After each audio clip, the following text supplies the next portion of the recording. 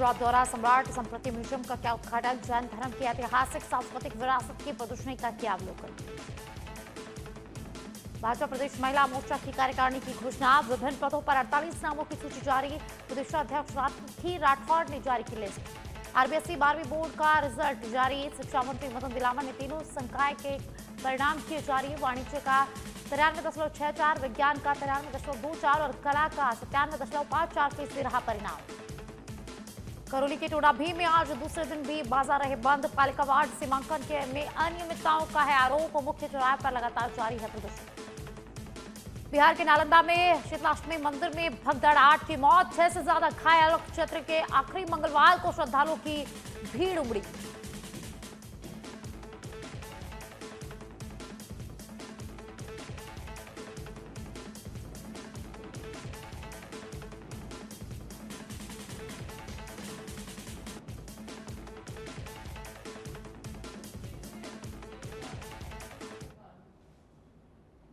नमस्कार, बहुत स्वागत है आपका। आप देख रहे हैं सच पे धड़क और मैं हूं आपके साथ साक्षी। तो आपको सीधी लिए चलते हैं उत्तराखंड के चंपावत, जहां मुख्यमंत्री पुष्कर सिंह धामी का आज चंपावत दौरा है। तो राष्ट्रीय ध्वज स्मारक, आरबीएसई 12वीं की बोर्ड परीक्षा का परिणाम जारी हो गया है। कला, विज्ञान और वाणिज्य संकाय का रिजल्ट जारी हो गया है। वरिष्ठ उपाध्याय परीक्षा का भी परिणाम जारी। शिक्षा मंत्री मदन दिलावर ने परीक्षा का परिणाम जारी किया है। जिला कलेक्टर कार्यालय स्थित डीओआईटी सेंटर से परिणाम जारी किया गया है। माशिबो अजमेर कार्यालय से वर्चुअली जुड़कर परिणाम जारी किया गया है। 93.64% वाणिज्य संकाय का परिणाम रहा, तो वहीं 93.23% विज्ञान संकाय का रिजल्ट रहा है और वहीं 97.54% कला संकाय का परिणाम यहां पर रहा है। शिक्षा मंत्री मदन दिलावर ने सभी उत्तीर्ण छात्रों को हार्दिक बधाई और शुभकामनाएं दी है। और इस तरह से छात्राओं का परीक्षा परिणाम रहा है उत्तीर्ण होने का 96.8% और छात्राओं का उत्तीर्णता प्रतिशत रहा है 98.9%। इस प्रकार से कुल परीक्षा परिणाम आर्ट्स का 97.54% रहा है। वरिष्ठ उपाध्याय परीक्षा का भी मैं साथ में परीक्षा परिणाम घोषित कर रहा हूँ। परीक्षा के लिए पंजीकृत परीक्षार्थी थे इसमें 4114, उसमें से 4067 परीक्षा 4067 ने परीक्षा दी। प्रथम श्रेणी में छात्र पास हुए 832 और प्रथम श्रेणी में छात्राएं पास हुई 1328। इस तरह से छात्रों का प्रतिशत रहा है 96.46% और छात्राओं का प्रतिशत रहा है उत्तीर्ण होने का 97.77%। इस प्रकार परीक्षा परिणाम जो वरिष्ठ उपाध्याय का रहा है कुल 97.20% है। ये कुल परीक्षा परिणाम की मैंने घोषणा कर दी है। मैं ये भी आपको जानकारी देना चाहूँगा कि शैक्षिक सत्र 1 अप्रैल से प्रारंभ हो रहा है।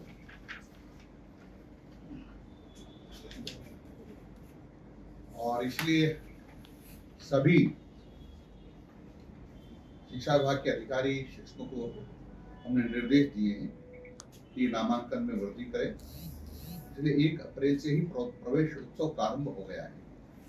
मैं सभी अभिभावकों, माँ बापों से सबसे आग्रह करूंगा कि अपने बच्चों को स्कूल भेजें ताकि हमारे पूरे राजस्थान के सब बच्चे पढ़ लिख सके, कोई भी छात्र वंचित न रहे।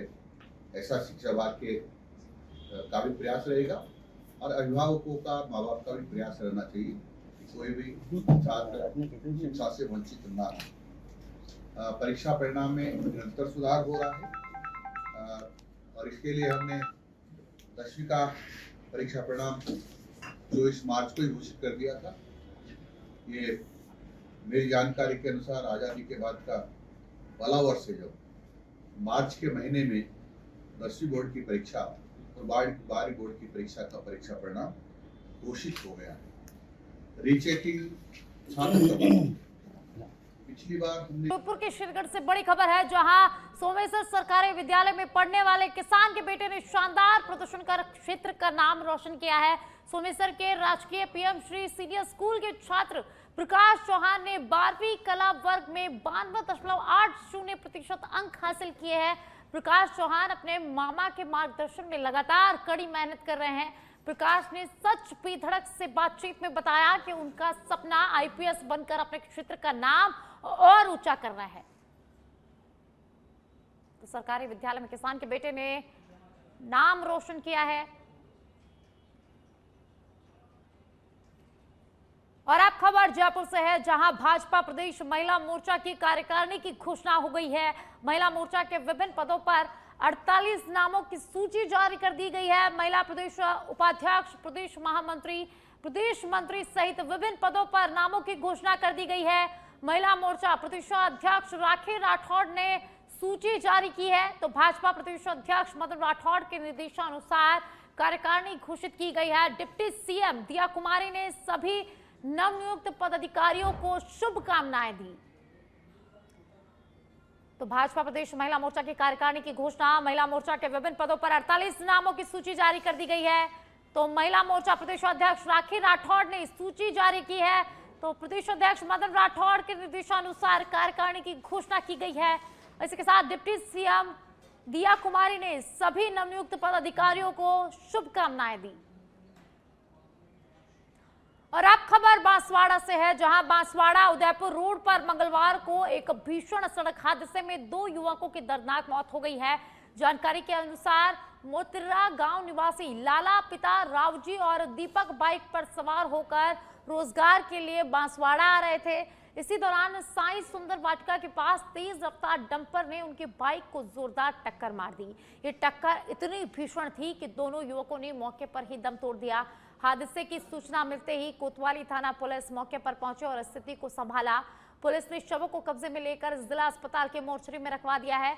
फिलहाल पुलिस ने मामला दर्ज कर लिया है। डंपर चालक की लगातार तलाश की जा रही है। इसी दर्दनाक हादसे के बाद क्षेत्र में शोक की लहर दौड़ गई है। सुबह लगभग 9:30 बजे की घटना है।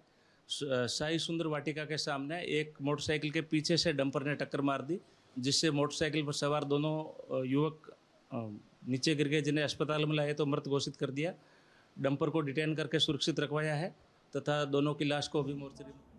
और अब खबर कोटा से है, जहां कोटा जिले के सांगोद और कनबास क्षेत्र में अचानक बदले मौसम और बारिश ने किसानों की चिंता को बढ़ा दिया है। कटी हुई फसलें पानी में भीगने से नुकसान की आशंका यहां पर जताई जा रही है। सांगोद और कनवास तहसील क्षेत्र में बीती रात हुई बारिश से किसानों को आंशिक नुकसान हुआ है।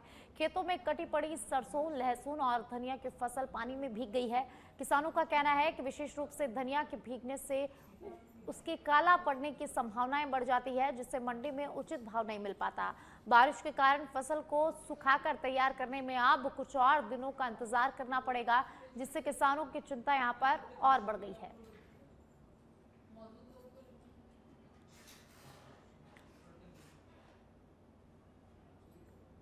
और अब खबर टोडा भीम से है, जहां टोडा भीम में आज दूसरे दिन भी बाजार बंद। पालिका वार्ड सीमांकन में अनियमितताओं के आरोप को लेकर आज भी बाजार बंद किए गए हैं।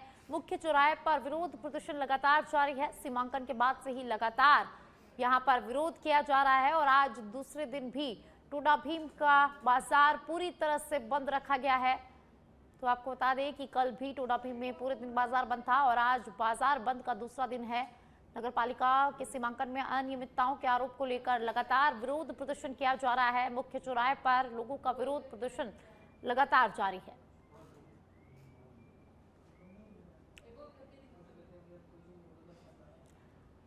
भीलवाड़ा जिले के बिजोलिया में उपखंड कार्यालय के सामने अधिवक्ता मुकेश धाकड़ के घर सोमवार देर रात अज्ञात चोरों ने चोरी की वारदात को अंजाम दिया है। नकदी और महत्वपूर्ण दस्तावेज पार हो गए हैं। बिजोलिया के उपखंड कार्यालय के सामने रहने वाले अधिवक्ता मुकेश धाकड़ के घर सोमवार देर रात चोरों ने धावा बोला। चोर दीवार फांदकर घर में घुसे और मेन गेट तोड़कर प्रवेश किया। रसोई से एक गैस सिलेंडर और अधिवक्ता के कार्यालय से करीब 65,000 रुपए नकद और कई महत्वपूर्ण दस्तावेज चोरी कर लिए गए हैं। घटना के समय परिवार गणेशपुरा गांव में था, जिससे घर खाली होने का फायदा चोरों ने उठाया। तो पीड़ित ने बताया कि चोरी हुए दस्तावेजों की पहचान की जा रही है। घटना की सूचना पुलिस को दे दी गई है। मौके पर एएसआई सुनील कुमार बेनीवाल पहुंचे और निरीक्षण किया। पुलिस ने मामला दर्ज कर लिया है, जांच शुरू कर दी है और आसपास के क्षेत्रों से सीसीटीवी फुटेज खंगाले जा रहे हैं ताकि चोरों का पता लगाया जा सके।